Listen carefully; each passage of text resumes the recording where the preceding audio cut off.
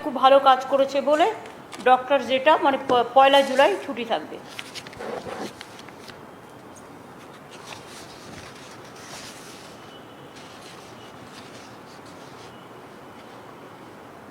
জুলাই পর্যন্ত আমাদের যে রেস্ট্রিকশনগুলো ছিল, বাধ্যবাধকতা বিভিন্ন রাজ্যের বিভিন্ন ব্যাপারে কোভিডের জন্য, কোভিড মহামারীর জন্য, সেটা 15 জুলাই পর্যন্ত এক্সটেন্ড করা হচ্ছে।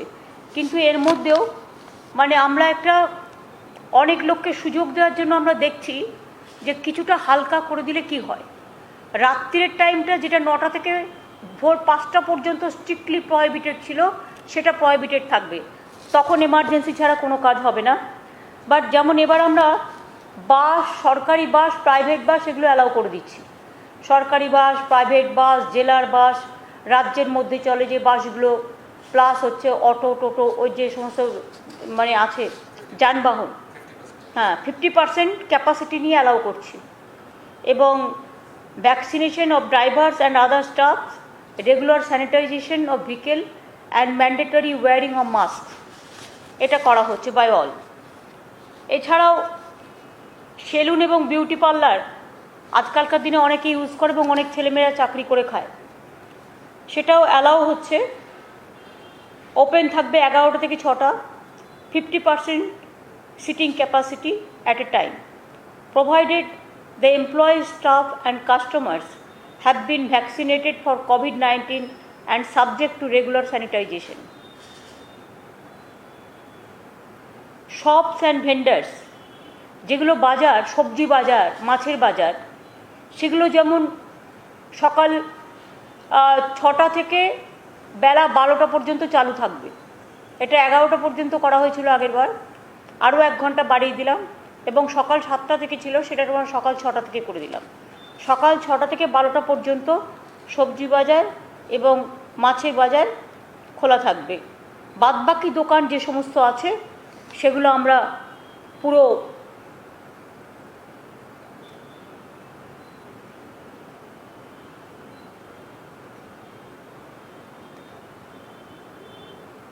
বাদবাকি সব দোকান আমরা 11টা থেকে 8টা পর্যন্ত করে দিয়েছি। 11টা থেকে 8টা সব দোকান খুলে দেওয়ার ব্যবস্থা করা হয়েছে। এইগুলোই কনসিডার করা হয়েছে। জিমটাও আমরা কনসিডার করেছি 50%, তাই তো? জিমটা ভুলে গেছো, 50% কনসিডার করা হয়েছে, যেটা 6টা থেকে 10টা আর 4টে থেকে 8টা। এটা হচ্ছে জিমে অনেকে যায়, জিমে তারাও 50% ক্যাপাসিটি নিয়ে এবং সমস্ত স্যানিটাইজেশন, মাস্ক পরে, এগুলো পরে করতে হবে। কারণ আমরা একটু টেস্টও করতে চাই।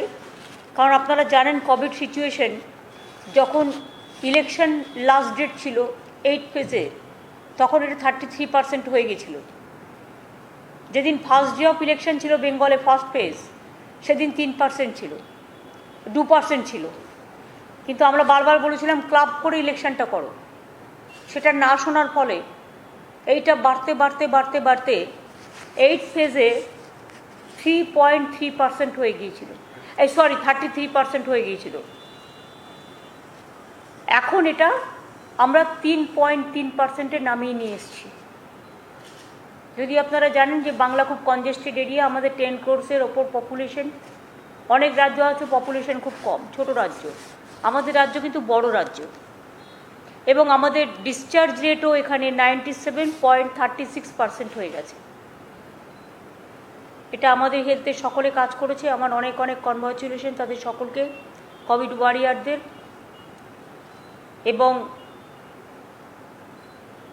যেটা ডেলি নাম্বার অফ কেসেস ছিল 22,000-এর মতো, 22,000 প্লাস, সেটা কমে এখন 1,800-তে এসছে সারা রাজ্যে। আর তার মধ্যে আবার যেটা হচ্ছে ডিসচার্জ রেট, সেটা এখন 97.36% হয়েছে। কোভিড-19-এর ভ্যাকসিনেশন 2.12 কোটি লোককে ইতিমধ্যেই দেওয়া হয়েছে।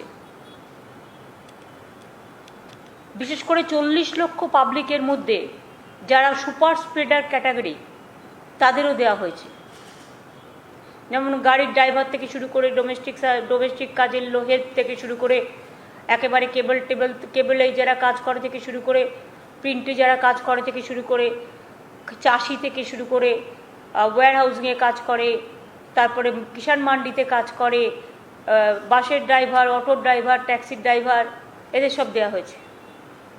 2,12,00,000 ইতিমধ্যে আমাদের দেওয়া হয়ে গেছে, কিন্তু রেস্ট্রিকশন যেটা সেটা থাকবে, কারণ অনেকেই আমি এখনও দেখছি মাস্ক পরছেন না। ফিজিক্যালি ডিস্ট্যান্সিং এবং মাস্ক পরাটা এটা বাধ্যতামূলক করতে হবে, তার কারণ যাতে থার্ড ওয়েভ আমাদের এখানে এসে ক্ষতি না করতে পারে, এটা দেখে নিতে হবে। আর আমি আপনাদের আগেই বলেছি যে রিটেল শপ টপ এগুলো সব খোলা থাকবে 11 থেকে 8টা, খাবার দোকান থেকে শুরু করে সব।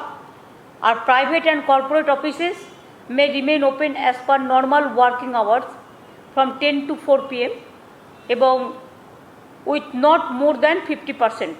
আর্লি এটা ছিল 25%, এখন করা হয়েছে 50%। আর এই যে প্রাইভেট কর্পোরেট যারা করবে তাদের কিন্তু ফিজিক্যালি ডিস্ট্যান্সিং মেনটেন করতে হবে, ভ্যাকসিনেশন করতে হবে, মাস্ক পরতে হবে এবং এমপ্লয়িজদের ট্রান্সপোর্টেশনের ব্যবস্থা তাদেরই করতে হবে। এই অ্যারেঞ্জমেন্টটা গভর্নমেন্ট করবে না। Bank and financial institution May remain open during normal working hours, earlier 10 to 2 PM। এখন কি নর্মাল করে দিচ্ছে মানে 4টা পর্যন্ত? কেন?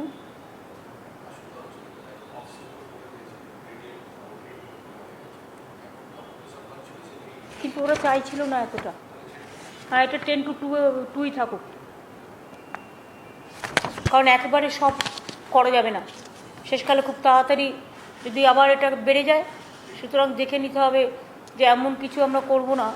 আর আমরা এটা একটু ছেড়ে দেখছি যে এটা কি হচ্ছে, মাইনাস প্লাস কি, সেই দেখে আবার পরবর্তী পর্যায়ে ব্যবস্থা। এর উপরে কারো কিছু জিজ্ঞেস করার আছে?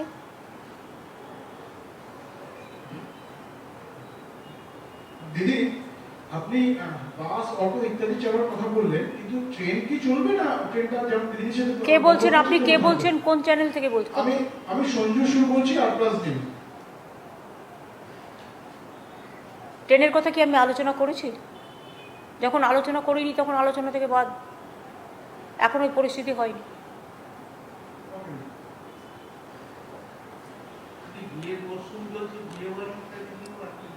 বিয়ের ওই তো 50 জন পর্যন্ত অ্যালাউ করা হয়েছে, তার বেশি নয়। পলিটিক্যাল, রিলিজিয়াস, কালচার এখনও মনে রাখবেন 20 পর্যন্ত allowed. It may be inside, it may be outside. কেউ আমি দেখছি ডিজাস্টার অ্যাক্টকেও মানছে না, গায়ের জোরে নিজেদের কাজ করছেন। তাদের বিরুদ্ধে গভর্নমেন্ট কিন্তু ডিজাস্টার আইনে অ্যাক্ট নেবে, তা আইন অনুযায়ী কাজ করবে, কারণ আইন কিন্তু সবার জন্য সমান, আমার জন্য যেমন সমান, অন্যদের জন্যও সমান।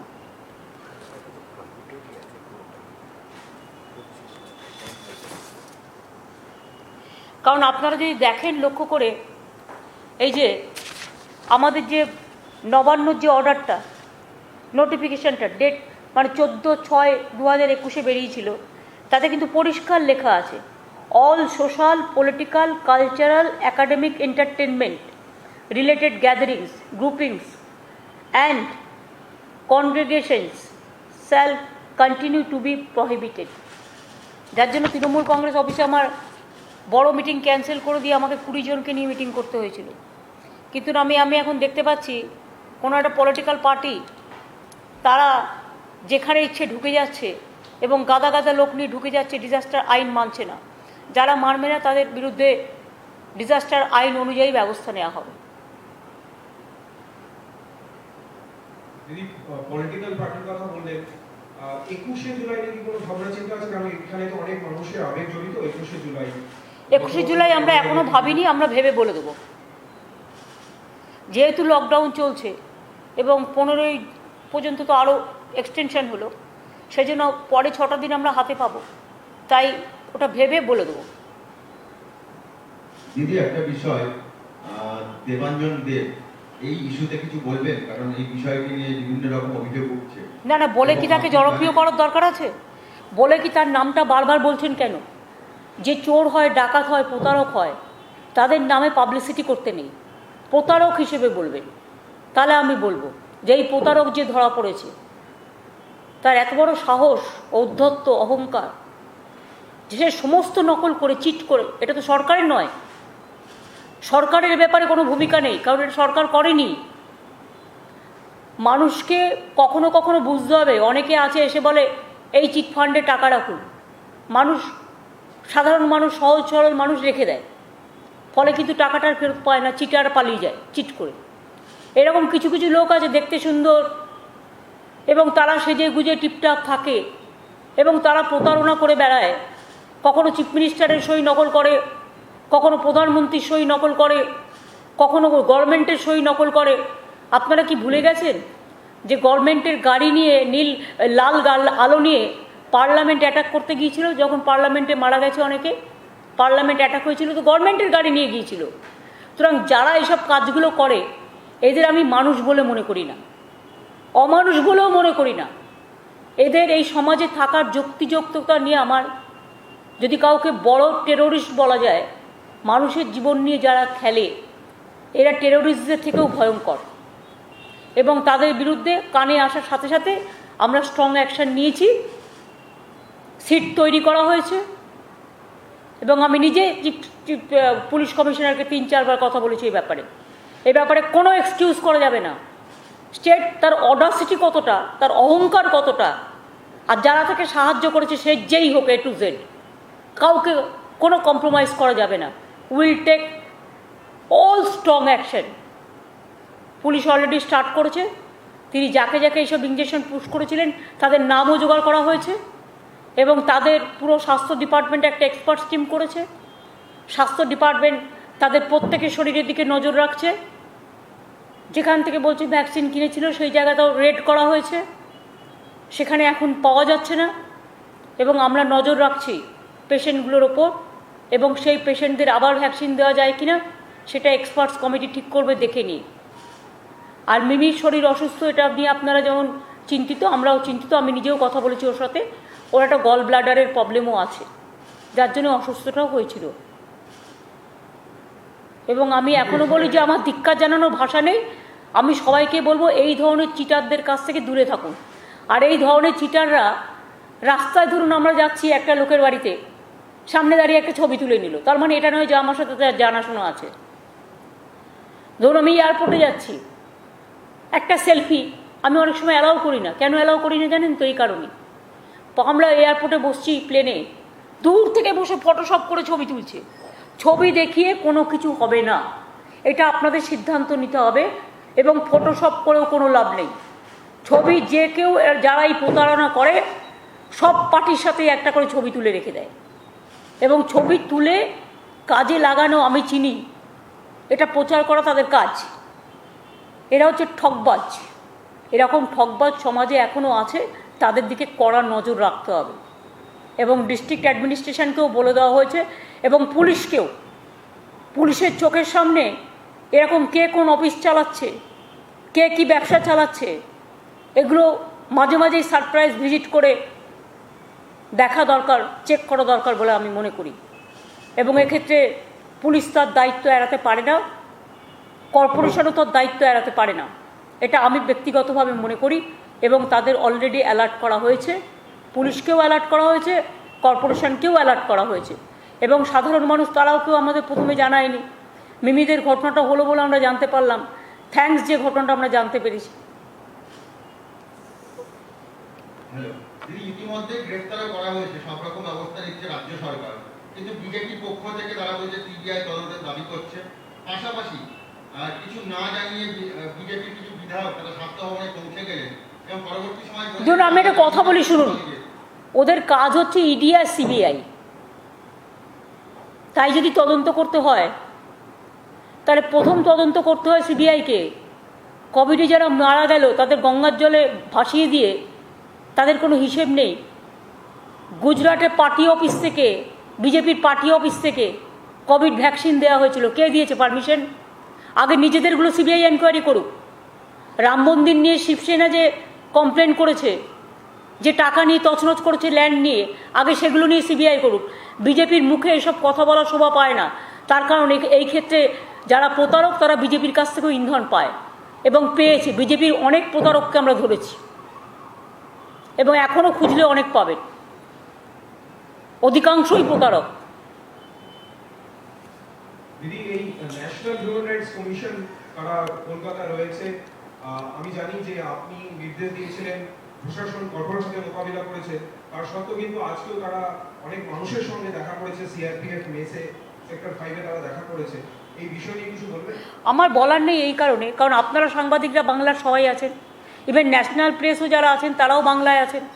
আপনারা বলুন তো, ইলেকশনের পরে কোনো ঘটনা ঘটেছে? ঘটনা ঘটলে তো আমাদের চোখের সামনে সেটা আসতো, আর কোথাও একটা ছোট্ট ঘটনা ঘটলেও আমরা সঙ্গে সঙ্গে স্ট্রংলি হ্যান্ডেল করি।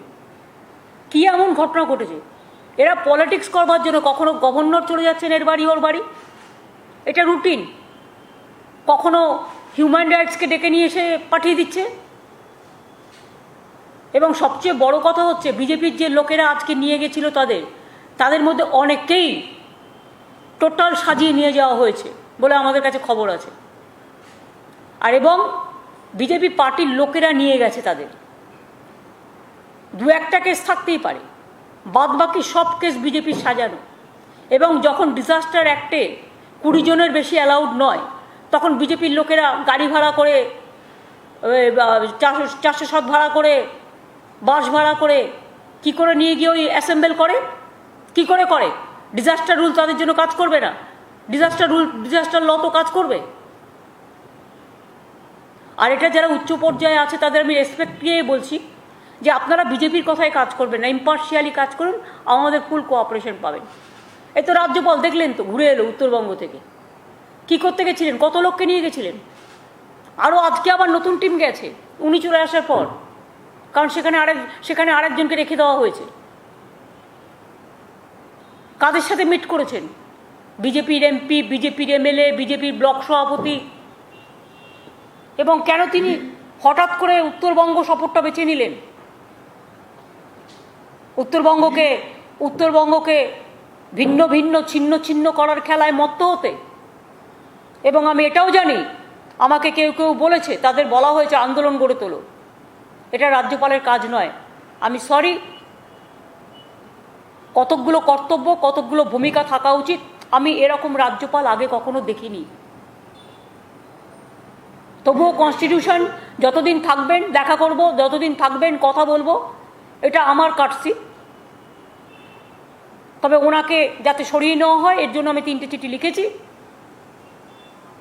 এটা কেন্দ্রীয় সরকারের ভেবে দেখা উচিত, জেদাজেদি না করে। হ্যাঁ বলুন। যেভাবে রাজ্যপাল যেভাবে জিটিএ সম্বন্ধে কথা বলেন এবং তিনি বলছেন ক্যাবকে দিয়ে তদন্ত করানো উচিত, ওনার তদন্তটা আগে করা উচিত। ওনার তদন্তটা তো আগে করা উচিত। কত লোক গেছে, কত টাকা খরচা হয়েছে, গভর্নর হাউসটা কি হয়েছে, কোন কোন লোক রেগুলার যাচ্ছে, আগে তো এই তদন্তগুলো হওয়া উচিত। জিটিএ তো অলরেডি আমাদের ফাইন্যান্সিয়াল ইন্টারনাল অডিট তো তদন্ত করেছে। আপনারা বিমল গ্রুপের সময় দেখেননি যে আমরা তখন বলেছিলাম তদন্ত হবে? তদন্ত হয়েছে। ক্যাগই করতে হবে তার কি মানে আছে? বেঙ্গল গভর্নমেন্ট নিজেরা ফাইন্যান্সিয়ালি ইন্টারনালি করতে পারে না? আর ওখানে দার্জিলিংয়ের উপরে রাগ কেন? জিটিএ থেকেও করে খাবে নাকি বিজেপি? ওনার যা ইচ্ছে উনি তাই বলবেন, যা ইচ্ছে তাই করবেন, এটা আমি মেনে নেব না। কথা বলবো, ফোন করলে কথা বলবো, দেখা করতে চাইলে দেখা করব, সেটা কাটছি আদার দিক। কিন্তু এইভাবে এরকম ডিকটেট করা গভর্নর, প্রত্যেককে ডিকটেট করে বলে দিচ্ছে এটা করতে হবে। একটা অফিসারকে বলে দিচ্ছে ক্ল্যারিফাই করো, একটা অফিসারকে ফোন করে থ্রেট করছে, you are under scanner, you are under threat, অনেক কিছু বলছে, অনেক কিছু। Your cruel letter is coming. Who is he to say all this rubbish thing? আমি সরি, আমি এতদিন একটি কথাও বলিনি, কিন্তু আমি বলতে বাধ্য হলাম। मैम एक सवाल था, जब उत्तर बंगाल से ये सेपरेट स्टेट की डिमांड उठ रही थी और जो एमपी से डिमांड उठा रहे थे, गवर्नर ने उनसे भी मुलाकात की है इस विजिट के दौरान। इसको आप किस तरीके से देखते हैं? गवर्नर जानबूझ के उत्तरबंग को डिस्टर्ब करने के लिए, वो शांति में है, डिस्टर्ब करने के लिए वो लोग जो डिवाइड एंड रूल पॉलिसी विश्वास करते हैं उसको बुला के बात किया है। उन्होंने किसका किसका साथ मिला, अगर आप लिस्ट देखें तो ये आपका पास सबूत हो जाएगा। बहुत सारे लोगों को लेके उन्होंने गया है, पूरा टीम लेके। अभी भी वो टीम, अभी भी नया टीम गया है, और उन्होंने जिसका जिसका साथ मिला है खाली बीजेपी का सबका साथ, और जो जो ऐसा ग्रुप है ऐसा ग्रुप का साथ मिला है, और बोलता है आप लोग आंदोलन चलो। क्यों आंदोलन चलेगा? गवर्नर का काम है ऐसा करना।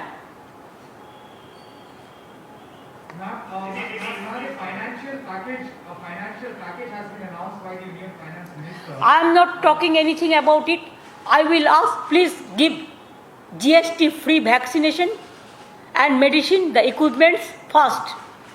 And number two, vaccination should be for all, universal. First give the vaccination.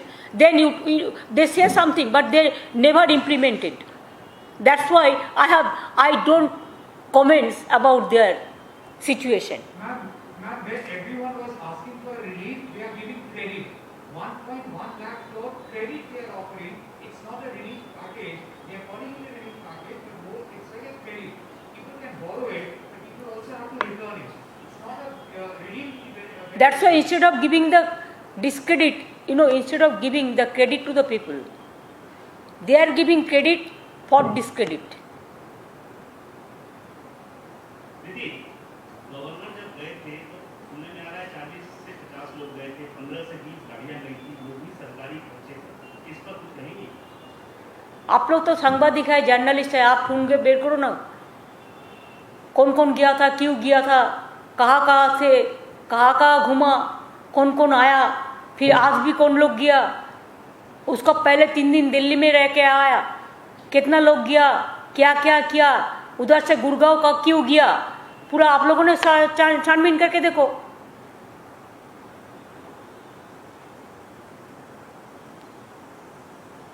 Now, will you make any fresh appeal for the removal of the governor?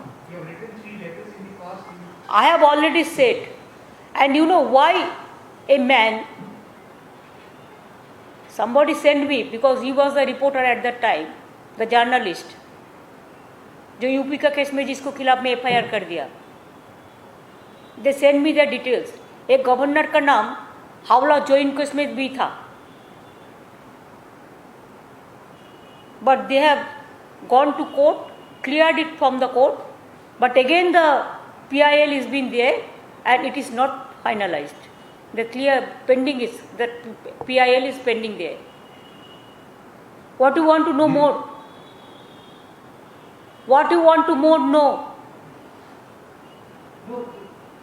So do you think we will write? He is a corrupted man. He is a corrupted man, I am sorry to say. All corruption oriented man. Why central government will allow a governor like this? हावला Jain case में अगर governor का central government का पास पता नहीं है तो मैं कह देती हूँ, आप चार्जशीट निकालिए, वो चार्जशीट में उनका नाम था कि नहीं था। पहले आप कोर्ट को मैनेज किया, उसका बाद फिर कोर्ट केस हुआ, वो कोर्ट केस अभी तक फैसला नहीं हुआ। মানে হাওড়া জয়েন কেস ওনার নাম রয়েছে, হাওড়া জয়েন কেস 96 সালে। হ্যাঁ, তারপর আচ্ছা চার্জশিটে নাম ছিল, তারপর উনি চার্জশিটেড হয়েছিলেন, তারপরে কোর্টে গিয়ে ওরা কোর্ট থেকে ক্লিয়ার করে, ক্লিয়ার করবার পরে আবার রিট পিটিশন হয়, PIL বা রিট পিটিশন কিছু হয়, এবং সেটা এখনো পর্যন্ত পড়ে আছে কোর্টে। পলিটিক্যাল মোটিভেশন দিয়ে করছেন, রাজভবনটা কি বিজেপির অফিস হয়ে যাবে দিদি? আমার থেকে আপনারা ভালো বলতে পারেন, আপনারা তো এতদিন ধরে ওয়াচ করছেন, আমি তো অনেক সহ্য করে ওসব কথা বলিনি। আমরা কি খাবো সেটা উনি ঠিক করবেন, আমরা কি করব সেটা উনি ঠিক করবেন, কোন অফিসার কোথায় যাবে সেটা উনি ঠিক করবেন। উনি নিজেকে কি ভাবছেন? এখানে একটা ইলেক্টেড গভর্নমেন্ট 2 মাস আগে ম্যান্ডেট নিয়ে এসছে, এত ম্যান্ডেট নিয়ে আসার পরেও উনি ডিক্টেট করবেন কেন? সবাইকে ডিক্টেট করেন, আমি নাম বলছি না, অনেক হায়ার অথরিটি থেকে শুরু করে লোয়ার অথরিটি পর্যন্ত সবাইকে ডিক্টেট করেন। হু is he? He is merely a governor, nothing else. Is it the way how central government is functioning? Why they will disturb the state like this? Somewhere they are sending governor, somewhere they are sending National Human Rights Commission, somewhere they are sending Tribal Commission, Minority Commission, this and that later, what not? Even pandemic situation also they cannot afford. Why they are not taking action against UP Chief Minister, where hundreds of dead bodies are lying with the Ganges? It's a big crime. There is no number, no record. Why they are only obstructing Bengal and abusing and accusing Bengal? What Bengal have done the wrong thing? What for? They tried, they failed. Even how they organize the election, everybody you have seen, from money to election commission, how they help them, how they capture the administration. Every officer change, every IC change, every observer change. It is just like a party-oriented one election. I have never seen like this. It is not the democracy. We fought against the autocrats. But after that, when we won the election, they should have digested it. They should have tolerated it. They should have accepted the public verdict. Instead of that, every day they are calling the governor and giving the information. They are sending the ED and they are sending the CBI and they are sending the I know what not to disturb only our people. Why? Can they manage India? How many countries they ban India? Not allowing because of COVID? Don't you think it is a matter of shame for the country? We feel proud for our country and we feel embarrassed when we are totally banned from the outside. What they are doing? Accept the election and to capture the election and rigging and sometimes to fight, to play the dirty game through this social network. The fake report.